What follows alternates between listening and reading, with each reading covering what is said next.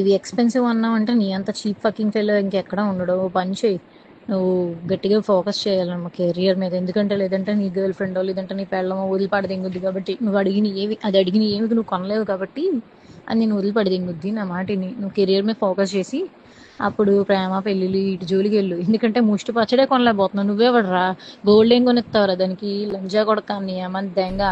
మా అక్క అలెక్య చిట్టి ఆడియో అయితే రిలీజ్ చేశారు. చాలా కాంట్రవర్సీస్ జరుగుతున్నాయి. ఇంకా న్యూస్ ఛానల్స్ కానీ మీమర్స్ కానీ అందరూ వేస్తున్నారు. అసలు ఏం జరిగింది దాని మీద నేనైతే ఈరోజు మీకు అందరికీ క్లారిటీ ఇద్దాం అనుకుంటున్నా. అసలు ఒక ఆడపిల్ల ఉండి అంత దారుణంగా ఎలా తిట్టగలిగింది, ఎలా మాట్లాడుతుంది బూతులని చాలా మంది అంటున్నారు.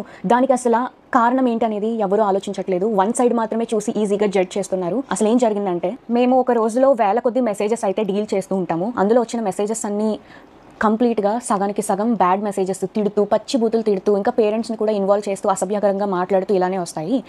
ఇలా వచ్చినప్పుడు మేము మ్యాక్సిమం టైమ్స్లో బ్లాక్ చేస్తాము. బాగా ఫ్రస్ట్రేషన్ ఉండి బాగా ఇంకా చచ్చిపోయేలా తిట్టిన వాళ్ళని మాత్రమే అక్క ఏదైతే ఉందో తను రిప్లై ఇవ్వడం జరిగింది. కానీ ఇక్కడ జరిగిన మిస్టేక్ ఏంటంటే, ఒక పర్సన్కి తిట్టిన పర్సన్కి కాకుండా వేరే కింద చాట్ ఉంటే ఆ చాట్లో ప్రెస్ అయిపోయి బై మిస్టేక్గా అతనికి వెళ్ళిపోయింది. అది తను రియలైజ్ అయ్యే లోపే వెంటనే డిలీట్ కూడా చేసింది. ఆయన చూసి ఉండరు విని ఉండరు ఏమో అనుకుని ఇంకా మేము కూడా ఏం రెస్పాండ్ అవ్వలేదు. ఈలోపు ఆయన చూసి వేరే మీమర్స్కి కూడా పంపించేసి పబ్లిసిటీ న్యూస్ ఛానల్స్లో అన్ని జరగడం అయిపోయిందనమాట. ఈ విషయం మరి ముందే చెప్పొచ్చు కదా అని అందరూ అడుగుండొచ్చు. మేము ముందు చెప్పడానికి అసలు ప్రూఫ్తో మేము మాట్లాడదాము, అసలు ఏం జరిగింది అనేది క్లారిటీతో వద్దాం అనేసి మేము ఇంతవరకు డీలే చేసాము. ఈలోపు వాట్సాప్ ఓపెన్ చేస్తుంటే చాలా మంది బ్యాడ్ మెసేజెస్ ఇంకా కాల్స్ కంటిన్యూస్గా చేయడంతో 35,000 మందికి పైగానే వాట్సాప్ రిపోర్ట్ కొట్టారు. దానివల్ల మాకు ఏంటనేది చూపించలేకపోయాం. వాట్సాప్ అనేది అండర్ రివ్యూలో పెట్టాము. 24 to 48 hours అయితే మాకు టైం తీసుకుంది. ఇంకా దాంతో కూడా పని అవ్వదు అని మాకు అర్థం అయిపోయేసరికి ఇంకా ఆ పర్సన్కి ఎవరైతే ఉన్నారో బ్యాడ్ మెసేజ్ వెళ్ళిన పర్సన్, ఆయన మేము అప్రోచ్ అయ్యి ఆయనకి మేము సారీ కూడా చెప్పాము. నేను మీకు ఇప్పుడే వినిపిస్తాను. అండి, నేను అలెక్య చిట్టిని మాట్లాడుతున్నాను. మాకు వచ్చే మెసేజ్లో అందరూ జెన్యున్ గా ఉండరు. పచ్చి బూతులు తిట్టి మాట్లాడి ఇబ్బంది పెట్టే వాళ్ళు చాలా మంది మెసేజ్ చేస్తారు మాకు రోజు. మీ చాటు కంటే ముందు ఇద్దరు నాకు అబ్యూజివ్ గా మెసేజ్లు పెట్టి బై మిస్టేక్ గా అది మేము కిందకి స్క్రోల్ చేయడం, అది మీ చాటుకి ప్రెస్ అయిపోయి వాళ్ళకి తిట్టాల్సిన మెసేజ్ మీకు వచ్చేసింది. అండ్ అది నేను రియలైజ్ అయ్యే లోపే మా బిజినెస్ వాట్సాప్ కి రిపోర్ట్లు చేసి ఇంకా మొత్తానికి మా బిజినెస్ వాట్సాప్ అయితే యాక్సెస్ చేయలేకపోతున్నాం మేము. మా పికిల్స్ ఎక్స్పెన్సివ్ అని మీరు ఒక్కరే అనలేదండి, 100 మంది అన్నారు. అన్న ప్రతి ఒక్కరిని నేను బూతులు తిట్టేయడం అంటే అది నమ్మసకంగా లేదు. ఫస్ట్ అబ్యూజివ్ వర్డ్స్ ఎవరైతే మా వాట్సాప్ కి తిట్టి మెసేజ్ చేస్తారో వాళ్ళకి మేము అదే భాషలో మేము రిప్లై ఇస్తాం. ఈ వాయిస్ నోట్ అయితే మీకు పెట్టాల్సింది కాదు. మీ విషయంలో చాలా రాంగ్ జరిగింది. దానికి ముఖ్యంగా నేను మీ అమ్మగారికి చాలా సారీ చెప్తున్నా. ఈ ఆడియో ఏదైతే విన్నారో దానికి ఆయన స్పందించడం కూడా జరిగింది. ఎలా అంటే, అయ్యో మరి మీరు మాకు ఆ విషయం ముందే చెప్పాలి కదండి, ఎందుకు చెప్పలేదు అనేసి మాకు రిప్లై అయితే ఇచ్చారు.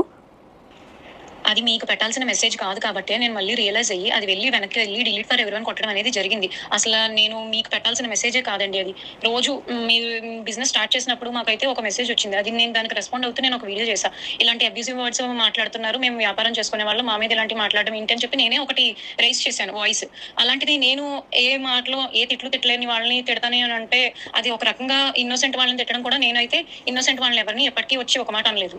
ఎక్స్పెన్సివ్ అనే మాటలు అయితే ప్రైజింగ్ ఎక్కువ ఉంది ఈ మాటకి ఎవరు అసలు కంప్లీట్ గా రెస్పాండ్ అవ్వరు.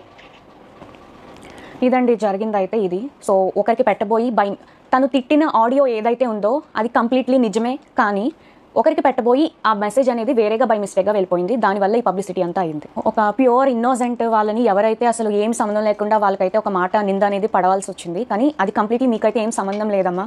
మీకు అసలు ఆ మాట మీకు సంబంధమే లేదు. అది వేరే వాళ్ళకి వెళ్ళాల్సింది కాస్త మీకు వచ్చేసింది. అంతకు మించి ఇందులో ఏం లేదు, కంప్లీట్ మిస్లీడ్ అయింది అంతే.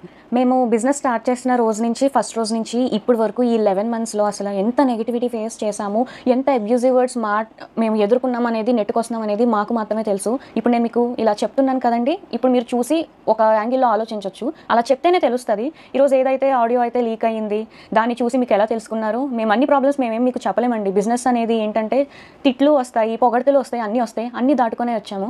అయితే ఇలా ఎవరైతే తిట్టారో స్టార్టింగ్లో మేము భయపడ్డాం కూడా, ఏంటి ఇలా తిడుతున్నారు, మీ మీద కంప్లైంట్ ఇస్తాము అన్నప్పుడు, మీరు కానీ మా మీద కంప్లైంట్ ఇస్తే మేము సూసైడ్ చేసుకొని మీ పేరు రాసేసుకొని చచ్చిపోతాము, ఇలా రివర్స్లో కూడా మా మీద తిరగబడిన వాళ్ళు కూడా ఉన్నారు.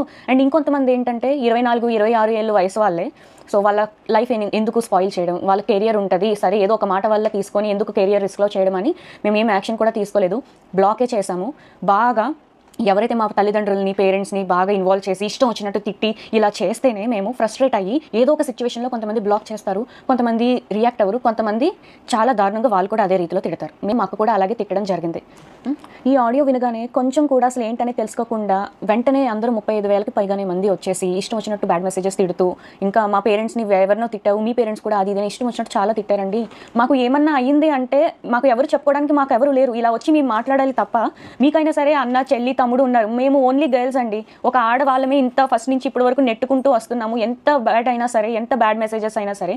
ఎగ్జాంపుల్గా నేను మీకు ఒకటి చెప్తాను. మా నాన్నగారు చనిపోయిన రోజే ఒక అబ్బాయి కూడా కాదు, ఒక అమ్మాయి మాకు ఇష్టం వచ్చినట్టు పచ్చిబూతులుగా బ్యాడ్ మెసేజ్ పెట్టింది. మేము స్టేటస్ పెట్టాం, మా నాన్నగారు చనిపోయారు, అసలు బిజినెస్ అనేది 2 days హోల్డ్లో పెడుతున్నామండి, అర్థం చేసుకోండి ఈ సీరియస్ టైంలో అని మేము చెప్పాము. చెప్తే ఆమె ఇచ్చిన రిప్లై మీరు చూడండి.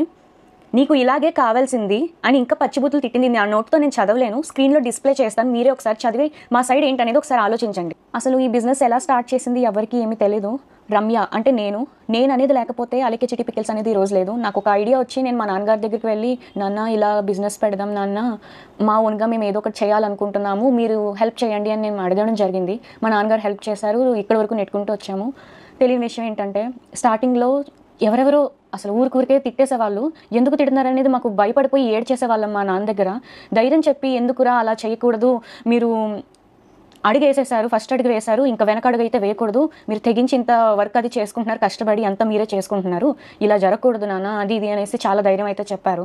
అలా చెప్పడానికి ఈరోజు ఏదైతే సర్క్యులేట్ అవుతుందో అలా చెప్పడానికి, ధైర్యం చెప్పడానికి నేనున్నాను అనే వాళ్ళు మాకైతే లేరు. మేమందరం ఆడవాళ్ళమే. మీకైనా సరే అన్న చెల్లి తమ్ముడు అక్క పెద్దమ్మ వీళ్ళందరూ ఉండొచ్చేమో, మాకంటూ ఎవరు లేరు. నేను మా అమ్మ అలేఖ్య మేము ముగ్గురమే అయితే ప్రెజెంట్ అయితే ఉన్నాము. ఎంత బాధను మోస్తున్నాం అనేది మాకు మాత్రమే తెలుసు. మా నాన్నగారు ఇంకా లేరు, అంతే. అది మేము యాక్సెప్ట్ చేసాము. బిజినెస్ స్టార్ట్ చేసిన 3 to 4 monthsలో అయితే మేము సరే ఎందుకులే బ్యాడ్ మెసేజెస్ అది ఇది అని వదిలేసాము. ఇప్పుడు ఒక ఎగ్జాంపుల్ చెప్తున్నానండి. ఎవరో మనకి అర్ధరాత్రి 1 గంట 2ంటికి మనకి video calls audio calls bad messages చేస్తే మనం ఎవరెవరు ఏంటి అనేది మనం ఖచ్చితంగా టెన్షన్ పడతాము. అలాంటిది మేము కొన్ని వందలాది 10-20 కూడా కాదు, వందల కొద్దీ మాకు బ్యాడ్ మెసేజెస్ ఆ టైంలో ఆడియో కాల్స్ వీడియో కాల్స్ అనేది చేస్తూ ఉంటే మేము అసలు ఏం చెయ్యాలో కూడా మాకు అర్థమయ్యేది కాదు. ఈ ఆడియోని తీసుకెళ్ళి ఇంత నెగిటివ్ వైరల్ అయితే చేసేసారు, చాలా న్యూస్ ఛానల్స్లో కూడా చేసేసారు. ఈరోజు బిజినెస్సే లేకుండా పోయింది మాకు. ఎందుకంటే మేము కంప్లీట్గా మా ఫ్యామిలీ అంతా డిపెండ్ అయ్యింది బిజినెస్ మీదే. నిజాలు ఏంటి అనేది అసలు ఏం జరిగిందో ఏమీ తెలుసుకోకుండా ఒక 2 days కూడా వీళ్ళు ఏం చెప్తారనేది మీరు ఆలోచించకుండా వెంటనే మా బిజినెస్నే పోగొట్టేశారు. నేను మీకు ఒకటే చెప్తున్నానండి, ఇప్పుడు మిమ్మల్ని కూడా మీరు ఇప్పుడు ఎవరైతే వీడియో చూస్తున్నారో ఆడవాళ్ళు కానీ మగవాళ్ళు కానీ మిమ్మల్ని మీ అమ్మ నాన్నల్ని ఎవరేమైనా తిట్టినా మీరు నిజంగా పల్లెత్తి మాట కూడా అనకుండా అయితే ఉండరు. అది అందరి మనసాక్షులకి తెలుసు. ప్రతి ఒక్కరికి సహనం అనేది ఇంతవరకు ఉంటుంది. ఆ సహనం అనేది కోల్పోయినాక మన అమ్మ నాన్నల విషయానికి వస్తే ఎవరు ఊరుకోరు కదండి. మా అక్క అలాగే తిట్టడం జరిగింది.